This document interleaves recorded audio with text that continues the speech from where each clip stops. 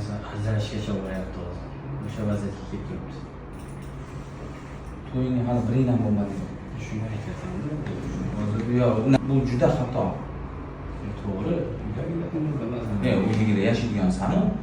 Hop, muammo bor. Hop, bir yil, hali bir yil ham 9 oy yashab yuribsan. 9 oy ichida hop farzand bo'ladi. Biz 1 yil vaqt beramiz. Biz 1 yil vaqt harakat qilamiz. Hop, u nima u 1 yil bo'lmasdan turib ajratish juda xato. Xato bo'lmagan juda uzoq o'ylamaydigan insonda ekan. 9 oy yashab bola bo'lmab bo'ldi, uyga ketish bu ish emas. Bu ham birovni qizi, birovni bolasi, o'shani tushuntirish kerak.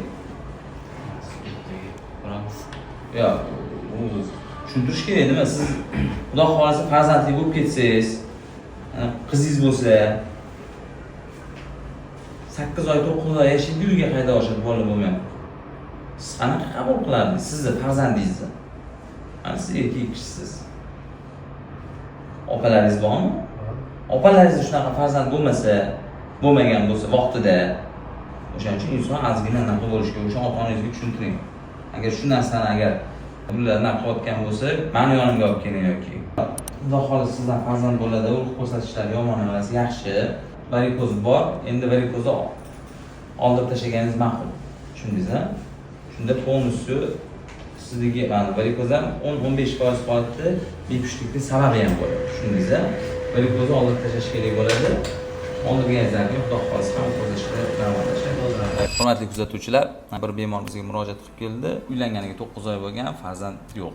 Tekshiruv natijalari juda ham yaxshi chiqdi. Urug'analizlari yaxshi, muammo yo'q. O'zinglarda ham hammasi yaxshi ko'rsatishlar. Men nimaga bu narsani gapirib o'tmoqchiman? 1 yil yashaydi, farzand bo'lmayapti deb ota-onalar farzandlarni ajrashtirib yuboradi. 1 yil ichida farzand bo'lmadi, ajrashish kerak degani emas. Ya'ni bitta oilani bilish kerak degani emas. Shuning uchun hurmatli kuzatuvchilar, bunaqa holatlarni juda ko'p ko'rgansizlar, uchratgansizlar. Imkon qadar agar 1 yil ichida farzand bo'lmadimi, ajrashish kerak emas, masalani hal qilish kerak. O'zi biza meditsinada aytamiz, 1 yil yashang, 1 yil o'zingiz uchun yashang, 1 yil ichida farzand bo'lmasa, keyin tekshiruvlarni qilasizlar, o'sha muammo bo'lsa, muammoni hal qilasizlar. Hurmatli ota-onalar, sabrli bo'linglar.